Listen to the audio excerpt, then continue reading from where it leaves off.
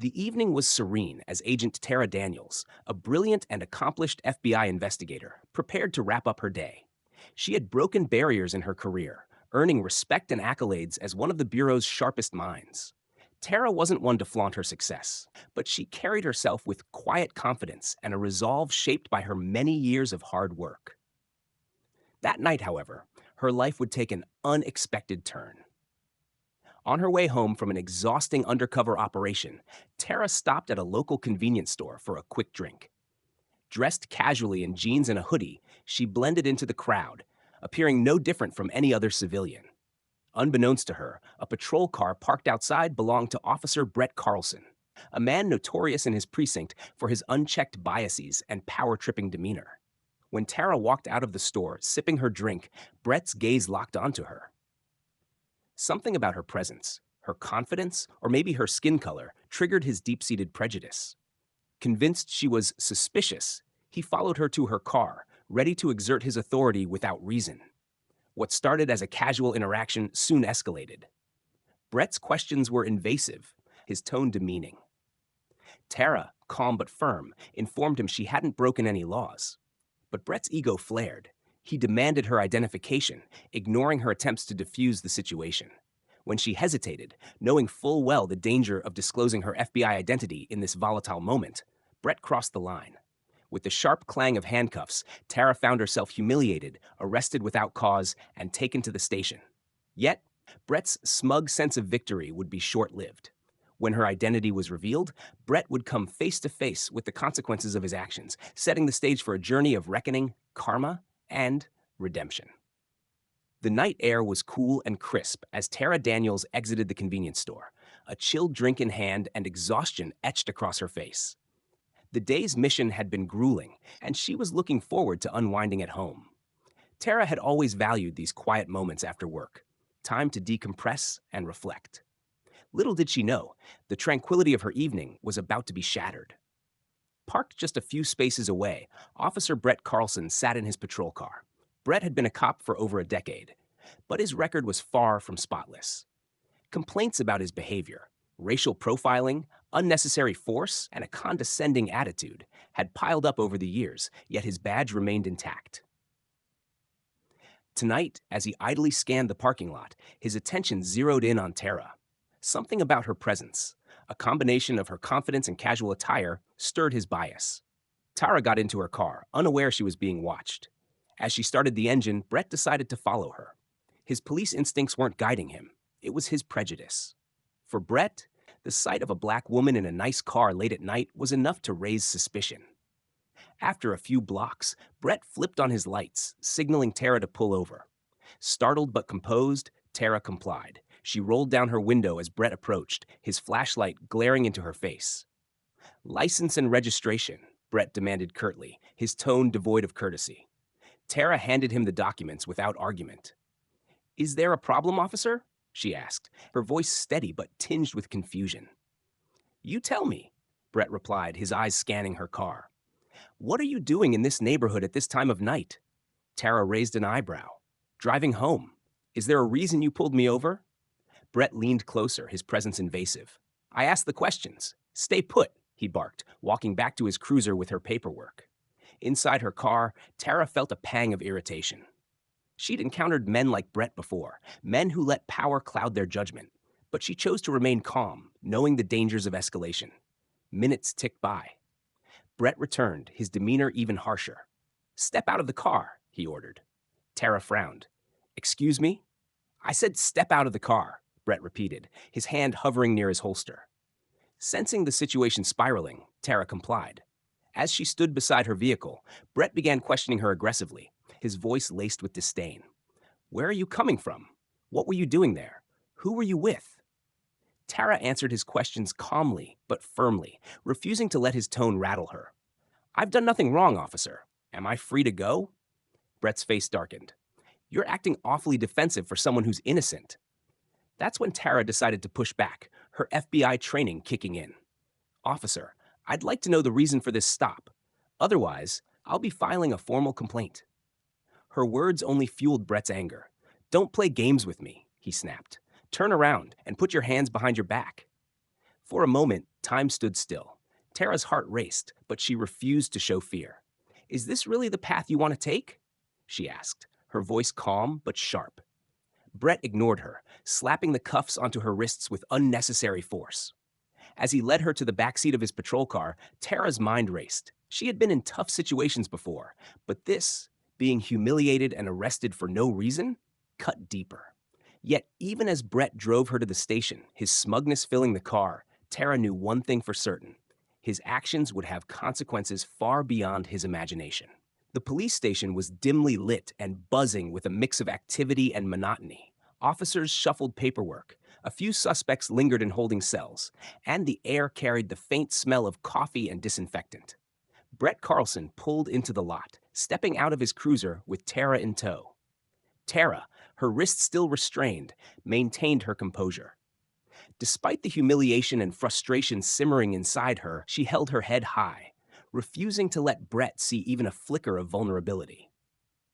Got another one for booking, Brett called out casually to the desk sergeant as he marched Tara through the station. His tone was dismissive, as though Tara was just another suspect on an uneventful shift. The desk sergeant, a seasoned officer named Hank, glanced up from his clipboard. His brows furrowed slightly as he took in Tara's professional demeanor and calm expression. What's the charge? He asked, his voice heavy with skepticism. Resisting arrest, Brett replied sharply, avoiding eye contact. Resisting arrest? Tara interjected, her tone even but firm. I followed every instruction you gave me. Keep quiet, Brett snapped, his irritation mounting. Hank's eyes flicked between the two of them, but he said nothing further. Tara was led to a holding area, where Brett removed the cuffs and gestured for her to sit. You'll stay here until we figure out what to do with you, he said coldly. Tara sat down, watching Brett leave the room. Now that she was alone, she allowed herself a moment to breathe deeply, her mind calculating her next steps. She could tell Brett hadn't run her identification yet. If he had, the situation would have shifted immediately. Meanwhile, Brett returned to his desk, logging into the system to process Tara's arrest. As he entered her details into the database, he noticed a few red flags.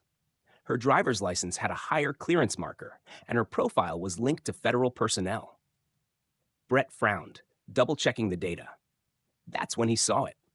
Federal Bureau of Investigation, Special Agent Tara Daniels. His heart sank. For a brief moment, he considered clearing the screen and pretending he hadn't seen it. But it was too late.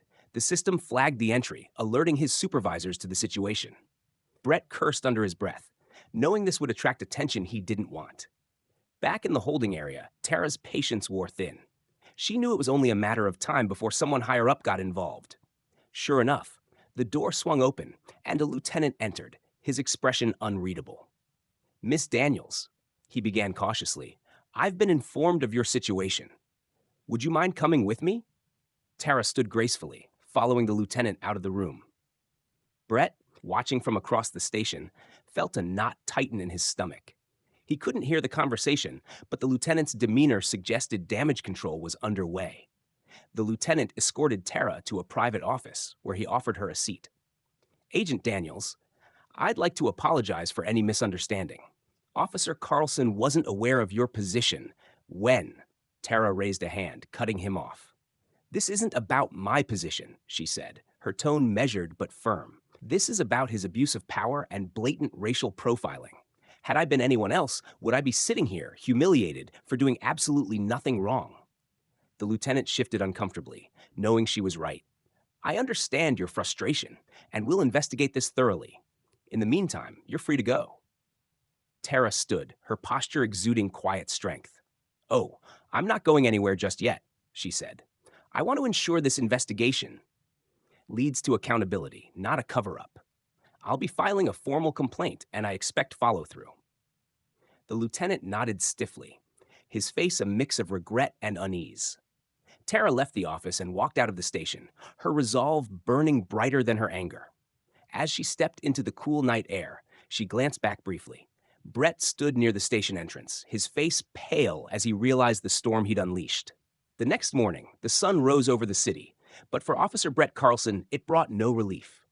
As he sat in his small apartment nursing a coffee that had long gone cold, he couldn't stop replaying the events of the previous night. The name Tara Daniels echoed in his mind.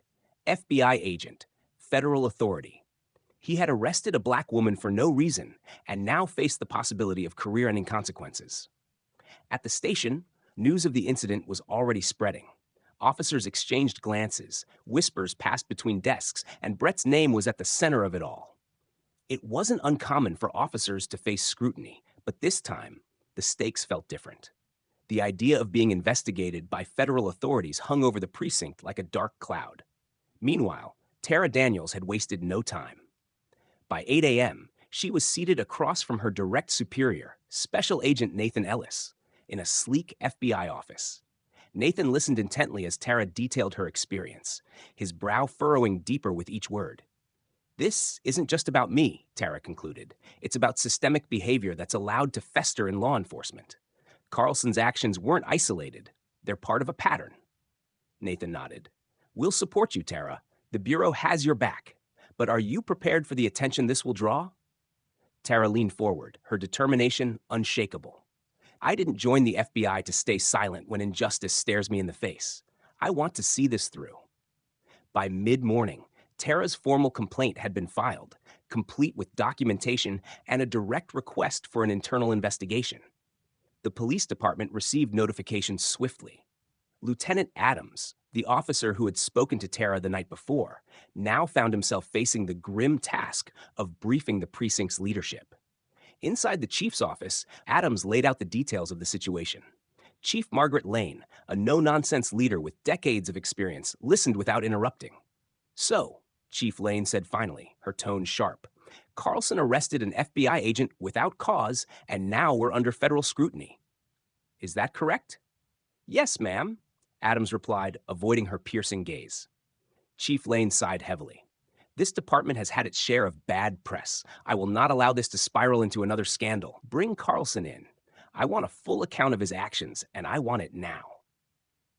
Carlson was summoned to the chief's office within the hour. As he stood stiffly before her desk, Lane didn't mince words. You've put this entire department in jeopardy. Do you have any idea what you've done? Brett tried to defend himself. Chief, I was just doing my job. She was acting suspicious. Suspicious? Lane cut him off, her voice rising. She's a federal agent, Carlson. You didn't run her ID before arresting her? You didn't think to ask questions or handle this professionally? This isn't just about her position. It's about how you let your bias dictate your actions. Brett opened his mouth to respond, but found himself at a loss for words. The weight of his mistakes was becoming harder to ignore. Effective immediately, Chief Lane continued, you're placed on administrative leave. There will be a full investigation, and depending on the findings, you may not have a badge to come back to. The room fell silent. Brett's face reddened, a mix of anger and fear boiling beneath the surface. He wanted to push back, but deep down, he knew his actions were indefensible. Outside the office, the precinct buzzed with tension. Some officers felt sympathy for Brett, while others quietly applauded the accountability. The divide among them only underscored the broader issues of trust and bias that plagued the department. Back at FBI headquarters, Tara was already planning her next move. She knew that filing a complaint was only the first step. If real change was going to happen, this story needed to reach the public. Tara contacted a trusted journalist, Sophia Reed, someone known for exposing corruption and championing social justice. Over coffee at a quiet cafe, Tara shared her story, careful to provide only the facts. This isn't just about me, Tara reiterated. It's about accountability. People need to see what happens when authority is abused. Sophia nodded, her pen moving swiftly across her notebook. Don't worry. By the time this hits the press, people will be talking. As the day wore on, the story began to gain traction. News outlets picked up on the arrest, painting a stark picture of police misconduct. Social media exploded with hashtags demanding justice for Tara and calling out systemic racism in law enforcement. By evening, Brett's name was trending, and the precinct found itself in an unwanted spotlight. For Tara, the fight was only beginning, but she felt a renewed sense of purpose. For Brett, the walls were closing in, and karma was just getting started. As the sun set that evening, the city streets were alive with conversations about the breaking story. The arrest of FBI agent Tara Daniels had sparked outrage, with news outlets replaying the details of her unjust treatment. Social media platforms became battlegrounds of debate, with hashtags like Justice for Tara and #End Police Bias trending nationwide. Tara watched the coverage from her apartment, her phone buzzing with calls and messages. Colleagues, friends, and even strangers reached out, offering their support. Despite the overwhelming attention, she remained focused. This wasn't about personal vindication. It was about exposing a system that allowed unchecked behavior like Brett Carlson's to thrive. Across town, Brett sat in his dimly lit living room, staring blankly at his television. His face was plastered on every news channel, his name repeatedly mentioned in discussions about systemic racism and accountability in policing. Each word felt like a dagger. For years, Brett had avoided real scrutiny, but now the floodgates had opened and he wasn't prepared for the storm. At the precinct, the atmosphere was tense. Chief Lane called an emergency meeting to address the growing crisis. "We're not just dealing with one officer's mistake," she said, her tone stern. "This has become a citywide issue. We need to demonstrate transparency and accountability, or we risk losing public trust entirely." The department announced a formal investigation into Brett's actions, promising cooperation with federal authorities. Meanwhile, protests began to organize outside the station. Citizens of all backgrounds came together, demanding justice and an end to racial profiling. By the second day, the movement had grown. Protesters carried signs that read, "Accountability for all," and "No justice, no peace." Speeches echoed through the streets, amplifying the voices of those who had long felt silenced. Inside the precinct, Brett remained isolated, avoiding his colleagues' gazes. His phone buzzed incessantly with messages, some from supporters, but many more from critics and even threats. The weight of his decisions pressed down on him, forcing him to confront questions he'd avoided for years. At the same time, Tara continued to push forward. She appeared on a live news segment, her composure as sharp as ever. Sitting across from a prominent journalist, she recounted the events of that night with clarity and poise. "I've experienced situations like this before, but this time I couldn't let it slide," Tara said. "If I, as an FBI agent, can face this kind of treatment, imagine what happens to those without the means or platform to fight back." Her words resonated deeply, drawing both applause and further attention to the issue. The interview went viral, cementing her role as a symbol of resilience and justice. Meanwhile, Brett's administrative leave became official, and the internal investigation was underway. Investigators pored over his record, uncovering a troubling pattern of behavior. Complaints from past incidents began to resurface, incidents that had been quietly dismissed or swept under the rug. At home, Brett was forced to confront the truth about himself. He watched as commentators dissected his actions, labeling him as part of a larger problem. His defenses began to crumble as he realized how deeply ingrained his biases were and how they had shaped his career. For Tara, the outpouring of support was empowering, but she also knew the challenges ahead. This fight wasn't just about Brett, it was about dismantling a culture of prejudice and ensuring that no one else would have to endure what she did. As the protests grew louder and the investigation deeper, the city found itself at a crossroads. Tara's determination and the public's demand for justice were forcing a long overdue reckoning, and Brett's fate hung in the balance. The walls of Brett Carlson's world seemed to close in as the department's internal investigation kicked into high gear. For the first time in his career, his actions were scrutinized with an intensity he couldn't escape. Each day, Brett received calls summoning him to review meetings and depositions, forcing him to relive the night he arrested Tara Daniels. At the precinct, investigators pored over his history, uncovering a disturbing pattern. Old complaints from community members resurfaced, detailing incidents of racial profiling, unnecessary force, and condescending behavior. While many of these complaints had been dismissed or quietly buried, they now painted a damning picture of a man whose prejudices had long gone unchecked.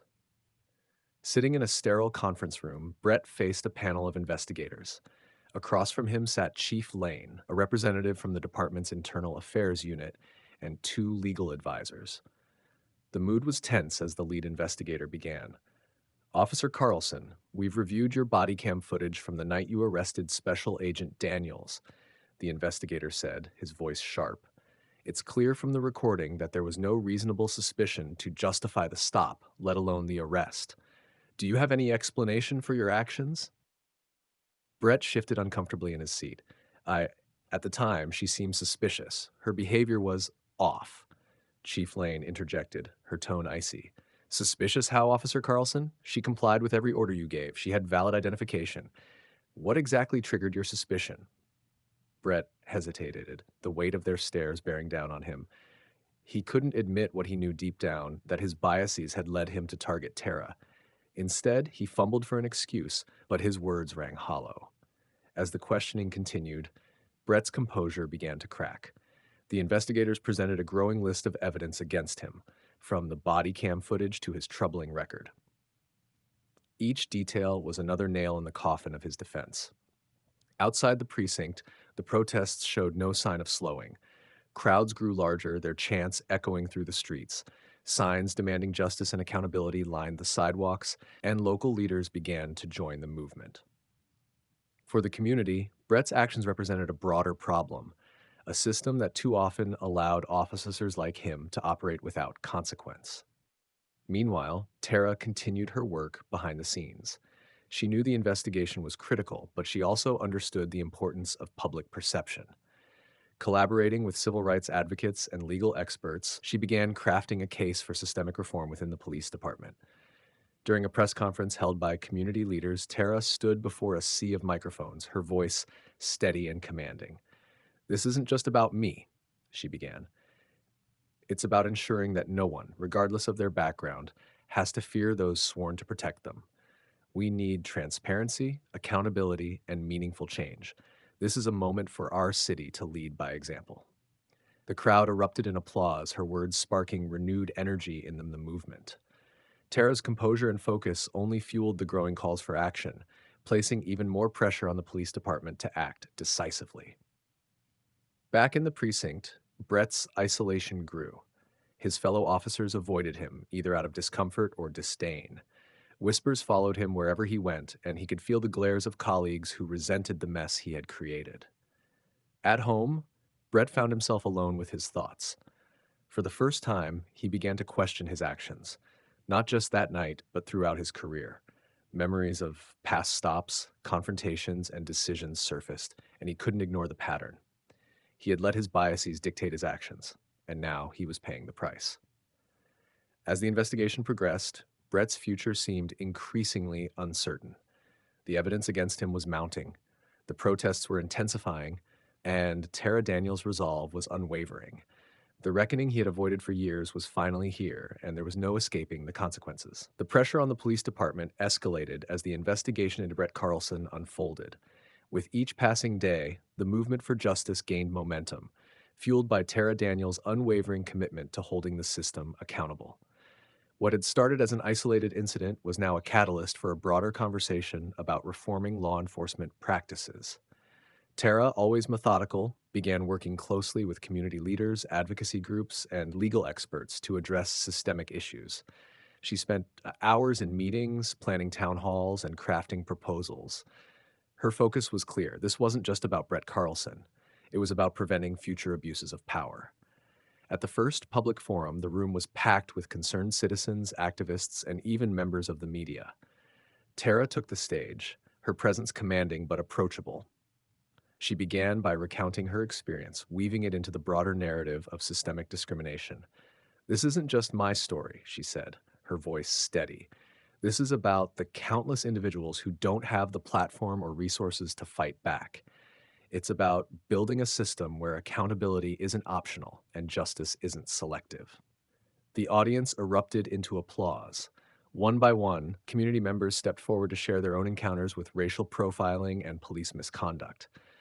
The stories were raw and emotional, painting a clear picture of the urgent need for change. Back at the precinct, the weight of public scrutiny bore down on the department. Chief Lane, determined to salvage the department's reputation, began implementing immediate changes. She announced mandatory bias training for all officers, an overhaul of the complaint review process, and the formation of a civilian oversight board. "These reforms are just the beginning," Chief Lane said at a press conference.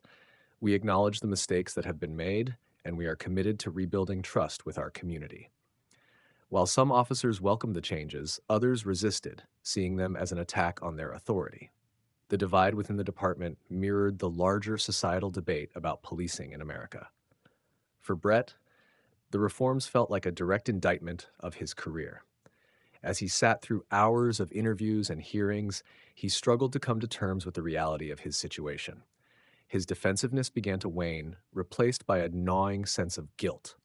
One night, unable to sleep, Brett began reading articles about implicit bias and systemic racism. The words were uncomfortable, challenging the very foundation of his beliefs. But as he reflected on his actions and the pain they had caused, he realized he couldn't ignore the truth any longer. Meanwhile, Tara's efforts continued to bear fruit. She worked with local lawmakers to draft legislation aimed at increasing police accountability, including measures to strengthen civilian oversight and improve transparency in misconduct investigations. The proposed bill gained bipartisan support, further amplifying the impact of her work. As the city rallied around the movement, national attention turned toward the case. News outlets highlighted Tara's role as both a victim and a leader, praising her resilience and dedication to justice. The story resonated deeply, sparking similar conversations in other cities grappling with their own issues of police misconduct. For Tara, the growing support was encouraging, but she remained focused on the work ahead. She knew that true change would take time and perseverance, and she was prepared for the long road. As the investigation into Brett neared its conclusion, the department prepared to announce its findings. The city held its breath, knowing that the outcome would set a precedent for how cases like this would be handled in the future. Tara, ever composed, watched from the sidelines, her resolve unshaken. She wasn't seeking personal revenge. She was fighting for a system that valued justice over power. The day of the department's findings arrived, and the entire city seemed to hold its collective breath. The police precinct was surrounded by reporters, activists, and concerned citizens, all waiting to hear the official conclusion of the investigation into Officer Brett Carlson's conduct. Inside the station, the tension was palpable. Brett sat in a small conference room flanked by his union representative and a lawyer. Across from him were members of the Internal Affairs panel, Chief Lane, and a representative from the mayor's office. Chief Lane opened the meeting with a formal statement.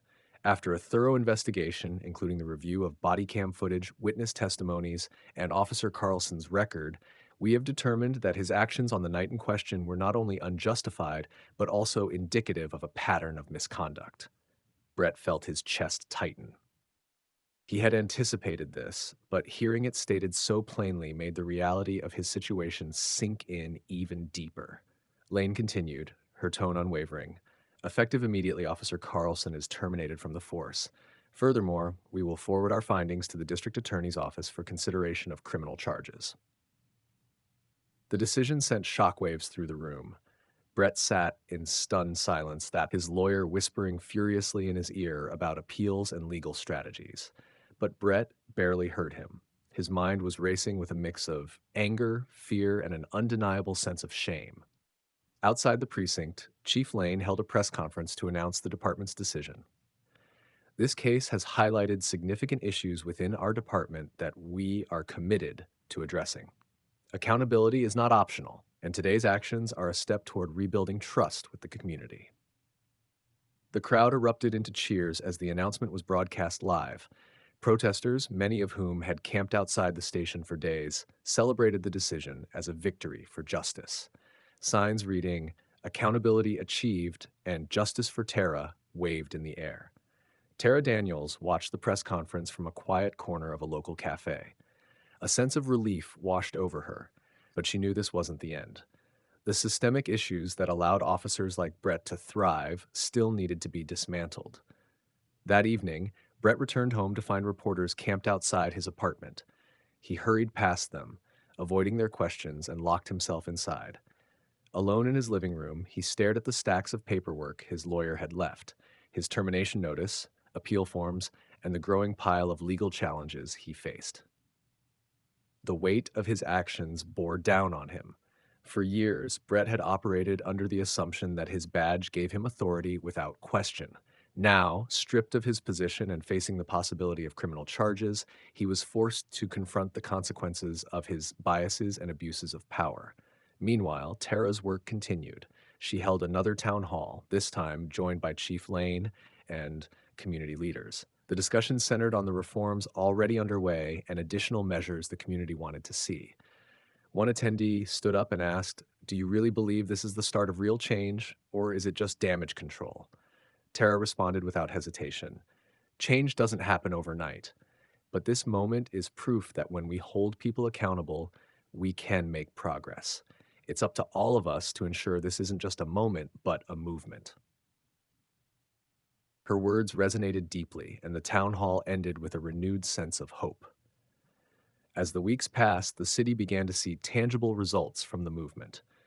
The Civilian Oversight Board was officially established, and new policies were implemented to ensure greater transparency in misconduct investigations. Community outreach programs flourished, bridging the gap between law enforcement and the neighborhoods they served. For Brett, the fallout continued. His appeal was denied, and he now faced a civil lawsuit filed by Tara for wrongful arrest and emotional distress. He spent his days navigating legal battles and grappling with the damage he had caused, not just to Tara, but to the community and his own career. For Tara, the fight was far from over, but the progress she had helped ignite was a testament to the power of resilience and collective action. She remained steadfast in her mission, knowing that each step forward brought the city closer to justice. The civil lawsuit and its impact. The courtroom buzzed with anticipation as Tara Daniels' civil lawsuit against Brett Carlson reached its first hearing. This case was more than a legal battle. It symbolized accountability and justice for a community long ignored. Tara sat with her legal team, calm and composed. Across the room, Brett shifted uncomfortably, his face pale. His lawyer whispered instructions, but Brett's focus remained on Tara, her presence a constant reminder of the consequences he faced. Tara's lawyer opened with a powerful statement. "This case is not just about the unlawful arrest of my client. It's about systemic misconduct that thrives when accountability is absent." When Tara took the stand, she spoke with clarity, recounting the humiliation and fear she felt during the encounter. "As an FBI agent, I knew my rights, and yet none of that mattered. Imagine how many others are silenced because they lack the means to fight back."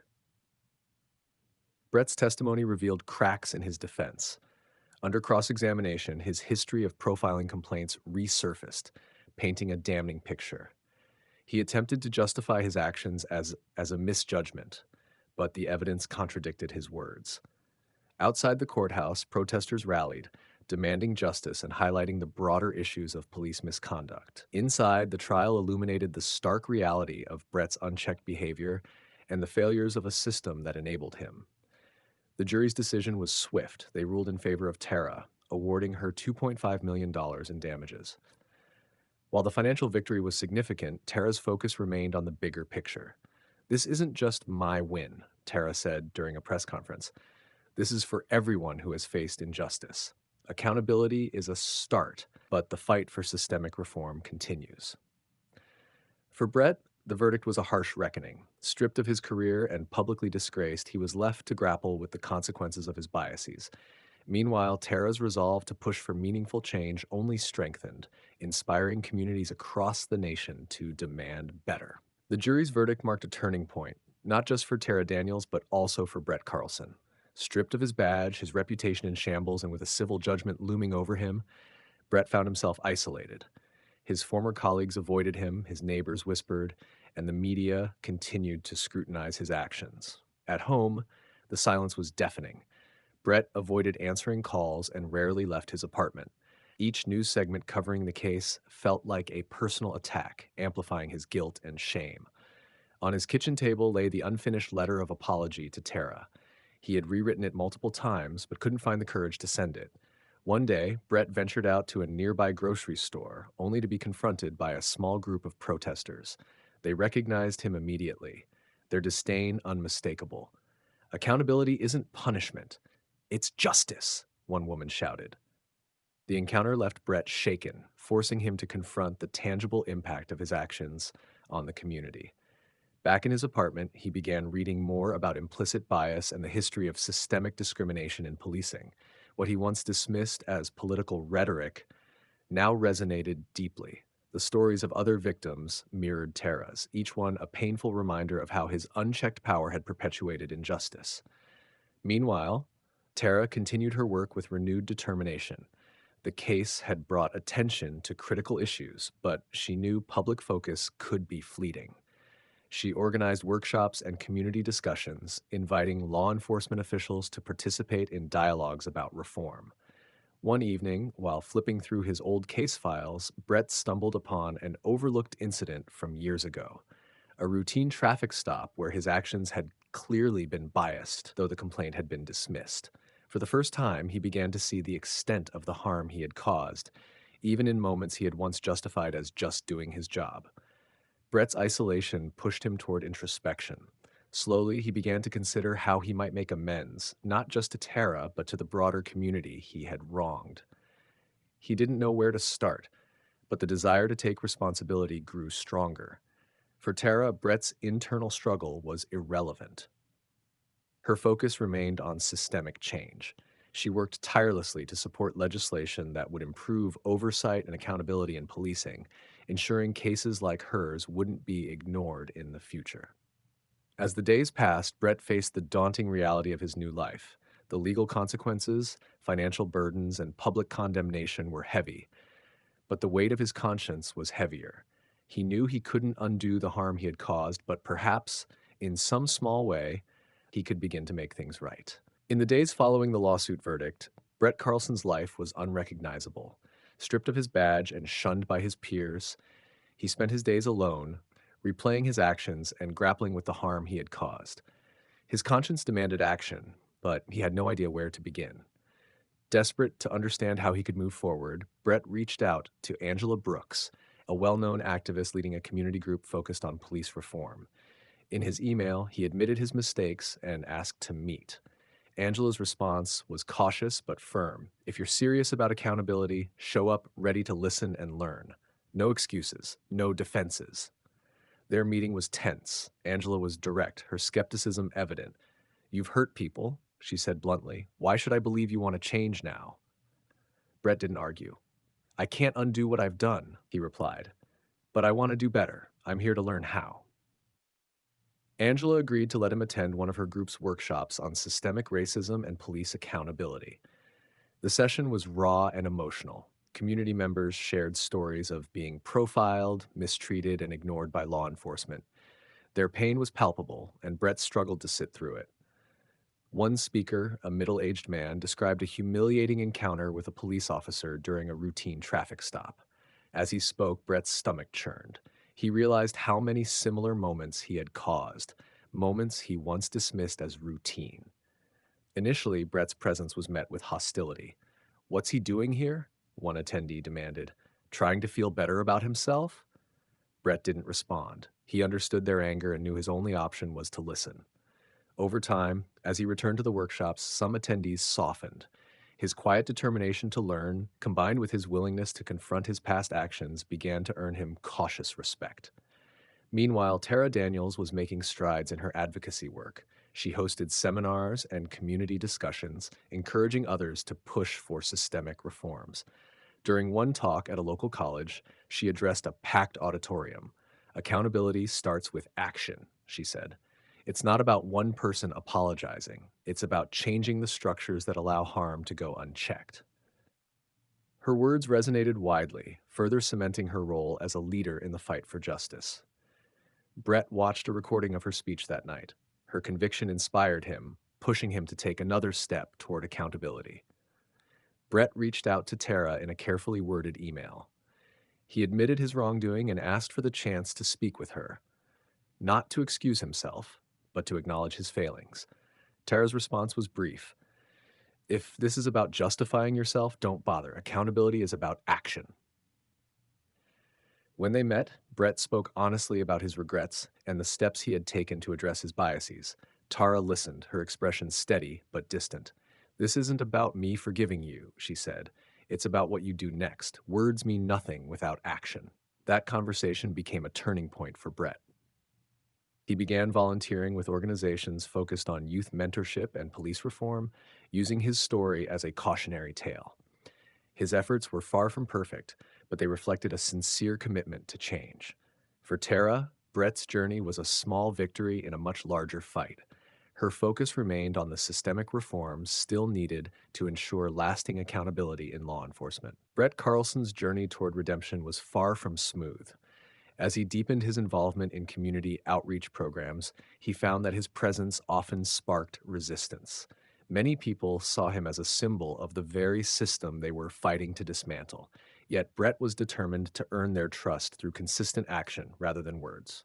One of his first initiatives was volunteering at a youth center in a predominantly black neighborhood. He joined a mentorship program, working with teenagers who were skeptical of him from the start. During one session, a boy named Malik asked pointedly, "Why are you here? Are you trying to make yourself look good?" Brett paused before answering, "No, Malik, I'm here because I need to be. I've made mistakes, and I want to help make things better, if you'll let me." The room remained quiet, but something in Malik's expression softened. Though the teenagers were slow to open up, Brett showed up every week, sharing his experiences and encouraging them to speak about their own challenges with authority figures. Meanwhile, Brett continued attending Angela Brooks's workshops. One session focused on the systemic roots of police misconduct. Hearing historical accounts of oppression and its modern day manifestations deepened Brett's understanding of his role in perpetuating those cycles. He began to see how his actions fit into a much larger narrative of injustice. However, not everyone was willing to give him a second chance. Former colleagues viewed his involvement with reform efforts as a betrayal. Uh, at a chance meeting in a coffee shop, a fellow officer approached him with disdain. "So now you're the poster boy for the other side?" The officer sneered. Brett stood firm. "If the other side is about accountability and change, then maybe I am." The confrontation rattled him, but also reaffirmed his commitment to his new path. He knew that his willingness to confront these uncomfortable truths was necessary, even if it cost him relationships. For Tara Daniels, Brett's efforts were secondary to her larger mission. She continued to organize rallies, advocate for legislation, and lead educational workshops on systemic reform. At one event, she highlighted the importance of holding both individuals and institutions accountable. "Change doesn't happen because one person decides to do the right thing," she told the crowd. "It happens when we demand better systems, better policies, better oversight, and better outcomes for everyone." Her work inspired others to take action, including Angela, who began connecting Tara's initiatives with her own grassroots efforts. Together, they strengthened the local movement, creating a more unified push for police reform. Brett noticed the impact of Tara and Angela's collaboration and reached out to them with an idea. He proposed co-hosting a community forum where law enforcement officials, activists, and residents could engage in open dialogue. While skeptical, both women agreed, knowing the importance of bridging divides. The forum drew a large crowd. Tensions were high, with many attendees eager to voice their frustrations with the police. Brett shared his story, not as an excuse, but as an acknowledgement of his role in the problem. "I'm here to listen," he said, "and to understand how we can move forward together." The event wasn't without conflict, but it marked a small step toward fostering understanding. For Brett, it was another opportunity to prove his commitment to accountability. For Tara and Angela, it reinforced the power of community-driven change. The journey was far from over, but the seeds of progress were beginning to take root. Tara Daniels' work gained national attention after her case and subsequent advocacy efforts. Invitations to speak at universities, conferences, and civic groups poured in. She leveraged every opportunity to emphasize the need for systemic change, delivering speeches that inspired hope and action. In one powerful address at a law school forum, Tara shared her story in detail, drawing a line from her personal experience to broader issues of police accountability. "This isn't just about me," she said, her voice commanding. "It's about the countless others who didn't have the privilege or platform to fight back. We're not just reforming individuals, we're overhauling broken systems." Her words resonated deeply, spurring attendees to commit to justice initiatives in their own communities. Meanwhile, Brett Carlson was carving out his role in this evolving movement. Though still viewed skeptically by many, he persisted in finding ways to contribute meaningfully. He partnered with Angela Brooks to co-facilitate workshops for young police recruits, focusing on implicit bias and the importance of community trust. During one session, Brett shared a candid reflection. I used to think I was just doing my job. I didn't see how my actions reinforced fear and distrust. It took losing everything for me to understand the damage I caused. Don't wait until it's too late to change. The recruits listened, some visibly moved by his vulnerability. Angela later remarked that Brett's presence, though controversial, added weight to their message. He's a living example of what happens when we ignore our biases, she said. Tara's and Angela's work continued to intersect. They organized a summit that brought together activists, law enforcement officials, and policymakers to discuss actionable reforms. Brett attended as a participant, not a speaker, choosing to listen and learn from the diverse perspectives in the room. At the summit, Tara delivered another rousing keynote. She emphasized the importance of accountability at every level. Justice isn't just a buzzword, it's a practice, she said, and that practice requires courage, persistence, and unity. The summit culminated in a series of recommendations aimed at improving police training, strengthening oversight, and increasing community involvement in public safety decisions. Tara and Angela worked tirelessly to ensure these recommendations didn't just sit on paper. They pushed for their adoption at local and state levels, building coalitions to sustain the momentum. Brett, inspired by the summit, decided to take on a new project, creating an educational program for middle and high school students about their rights when interacting with law enforcement. He collaborated with Angela's organization and a local legal aid group to develop engaging, accessible content. At one school visit, a student asked Brett, "Do you think people like you can really change?" Brett paused before answering, "I think people can change if they're willing to face the truth about themselves and put in the work. It's not easy, and it doesn't erase what's been done, but it's a start." For Tara, Brett's efforts were a minor piece of the puzzle. Her focus remained on the broader systemic changes needed to prevent future abuses. Still, she acknowledged the value of individual accountability as part of the larger fight.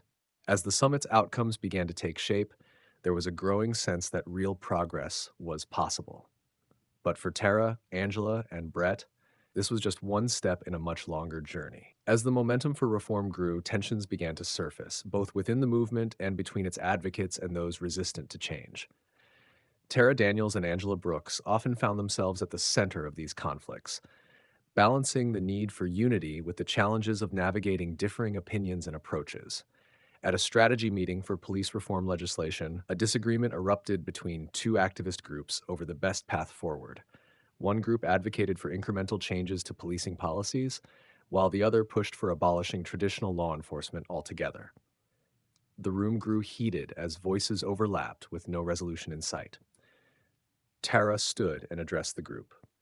"We may not agree on everything," she said firmly, "but our goal is the same: justice and accountability. If we let our differences divide us, the system wins. We need to focus on what we can achieve together." Her words calmed the room, though the underlying disagreements persisted. Tara and Angela worked hard to keep the coalition intact, knowing that their strength lay in numbers. Meanwhile, Brett Carlson faced challenges of his own. As he became more visible in his work with Angela's organization, backlash from his former colleagues escalated. Some accused him of betraying the police force, while others spread rumors about his motivations. One day, Brett received an anonymous letter at his apartment. It was short and threatening. "Stay out of this, traitor." The message left him shaken, but he refused to back down. Instead, he doubled down on his efforts. Brett started meeting with groups of active officers to discuss the importance of accountability and rebuilding trust with the community. These sessions were often tense, with many officers unwilling to acknowledge the depth of the problem. During one session, an officer challenged him openly. "You talk about bias and accountability, but you're just a washed-up cop trying to fix your image. What makes you think you're qualified to tell us anything?" Brett took a deep breath before responding. "I'm not here to tell you what to do. I'm here because I've seen the damage caused by ignoring these issues. I've been that cop who thought he was doing the right thing but wasn't. If my mistakes can help prevent someone else from making the same ones, then it's worth it." Though the response wasn't warmly received, A few officers approached Brett afterward, asking for resources to learn more about implicit bias and systemic issues in policing. It was a small victory, but it gave Brett hope. Tara, on the other hand, was dealing with criticism from outside the movement. Public figures and media commentators began to label her as anti police and divisive, despite her calls for balanced and thoughtful reform. During an interview, a journalist pressed her about these accusations. "What do you say to people who believe you're undermining public safety with your rhetoric?" They asked. Tara didn't flinch. Accountability doesn't undermine safety, it strengthens it. If the systems we rely on to protect us are flawed, it's our duty to fix them. That's not anti police, that's pro justice. Her composure and clarity won over many viewers, but the criticism persisted, fueled by those invested in maintaining the status quo. Through it all, the coalition continued its work, pushing for legislation that would mandate independent oversight of police departments and require de escalation training for all officers. Angela, Tara, and Brett often found themselves working late into the night, strategizing and planning their next steps. Despite the challenges, there was progress. A state senator agreed to sponsor the oversight bill, and grassroots support was growing. Yet the road ahead remained uncertain, with powerful opposition threatening to derail their efforts at every turn. For Tara, Angela, and Brett, the fight was personal and relentless. Each of them, in their own way, was committed to ensuring that the push for justice didn't lose steam, no matter how daunting the obstacles. With momentum building, Tara Daniels, Angela Brooks, and their coalition turned their attention to the next major challenge: passing a statewide police oversight bill. The proposed legislation aimed to create independent review boards to investigate incidents of police misconduct, a measure they believed was crucial for accountability. Tara and Angela spent hours strategizing, meeting with legislators, and rallying community support. Brett Carlson, though still regarded with skepticism by some, joined their efforts. He offered a unique perspective, sharing his firsthand experiences of how internal investigations often failed to hold officers accountable. At a town hall event to promote the bill, Brett took the stage alongside Tara. He began by addressing the audience directly. "I used to think the system worked, that the few bad apples would be dealt with, but I was wrong. The system protects its own, even at the expense of justice. That has to change." The crowd's reaction was mixed, with some nodding in agreement, while others remained wary of Brett's motives. Tara followed, emphasizing the broader implications of the bill. "This isn't about punishing officers," she said. "It's about ensuring transparency and restoring trust between law enforcement and the communities they serve." Despite their efforts, opposition to the bill was fierce. Police unions and certain lawmakers argued that independent oversight would undermine officers' ability to do their jobs effectively. A televised debate between Tara and a police union representative highlighted the divide. "These review boards will politicize policing and make it impossible for officers to act without fear of retaliation," the union representative claimed. Tara responded calmly but firmly. "Accountability isn't retaliation. It's a safeguard for both officers and civilians. If an officer is doing their job ethically, they have nothing to fear from transparency."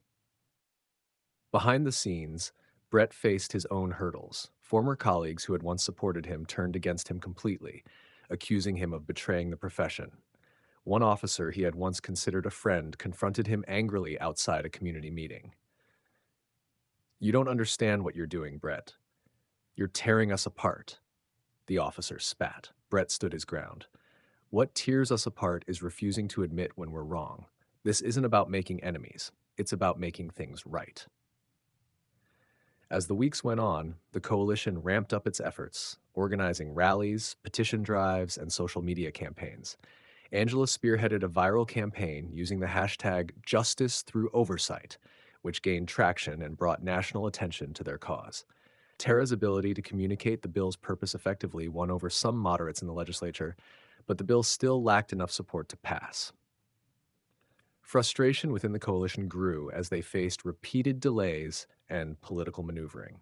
One night, after yet another contentious planning meeting, Tara, Angela, and Brett sat together in Tara's office, exhausted but resolute. "This fight feels like it's never ending," Brett admitted. "Do you ever wonder if it's worth it?" Tara leaned back in her chair, her gaze steady. Every time I think about giving up, I remember what's at stake. This isn't just a bill, it's about changing lives, changing the future. That's always worth it. Their determination paid off when a surprising ally emerged, a retired police chief who publicly endorsed the bill. His statement, broadcast widely, gave the movement a critical boost. Oversight isn't anti police, he said. It's pro integrity. We owe it to the communities we serve to hold ourselves to the highest standard. The endorsement swayed key legislators, pushing the bill closer to a vote. As the day of the vote approached, the coalition prepared for a final push, knowing that success would require every ounce of their energy and resolve. The day of the vote on the police oversight bill arrived, and the air was thick with anticipation. Inside the state capitol, legislators gathered in a chamber packed with advocates, police officers, and community members. Tara Daniels, Angela Brooks, and Brett Carlson stood among the crowd, anxious but determined. For weeks, they had fought tooth and nail to gather support for the bill. Their coalition had held rallies, met with lawmakers, and pushed for public endorsement, but the opposition had been just as relentless. Police unions, conservative lawmakers, and some influential business leaders had all thrown their weight against the bill, arguing that it would lead to distrust and overreach. Tara, usually composed, couldn't mask her anxiety as the session began. She sat beside Angela, exchanging silent glances, knowing that everything hinged on this vote. Brett, standing a few feet away, was quietly reflecting on how far he had come. Once a police officer complicit in the system, now he was fighting to change it from within. His journey had cost him friendships, his career, and his reputation. But if this bill passed, it would mark a major victory for accountability. As the roll call began, each legislator's name was called, and their vote was recorded. The room held its breath as the votes in favor of the bill slowly trickled in. Tara's heart pounded. She knew that the bill needed a majority to pass, but the margin was razor thin. When the final name was read, the Speaker of the House announced, "The vote is 62 in favor, 58 against. The bill passes." A wave of relief washed over the room, followed by applause and cheers. Tara and Angela hugged each other, tears of joy streaming down their faces. Brett stood quietly, feeling both the weight of the moment and a quiet pride for how far he had come. This victory was hard-earned and symbolic, not just for him, but for every person who had ever been harmed by systemic injustice. But as the celebrations began, the consequences of their victory started to set in. Some lawmakers, disgruntled by the outcome, vowed to fight back against the bill in the coming months. Proponents of police reform braced for potential legal challenges and attempts to weaken the provisions. The battle was far from over.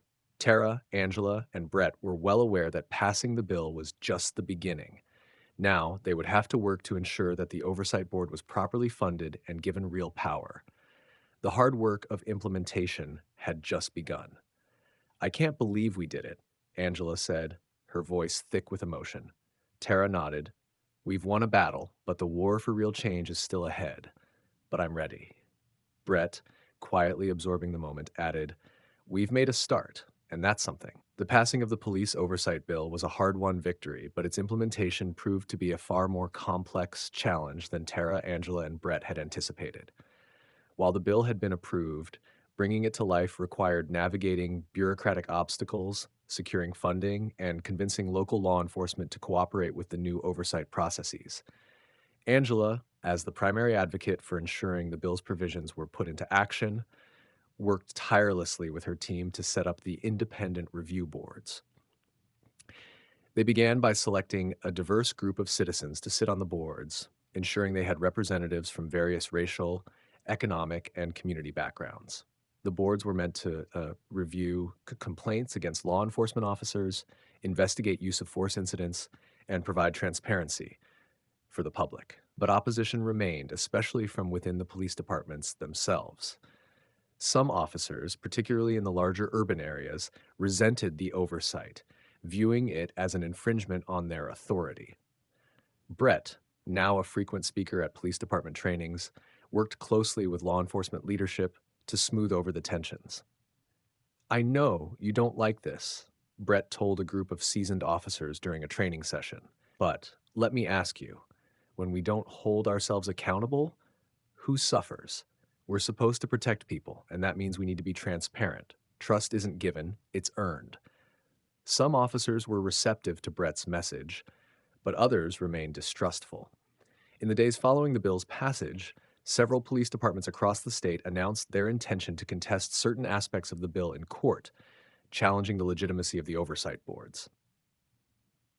Legal battles loomed, and Tara knew that they had only just begun the real fight for lasting change.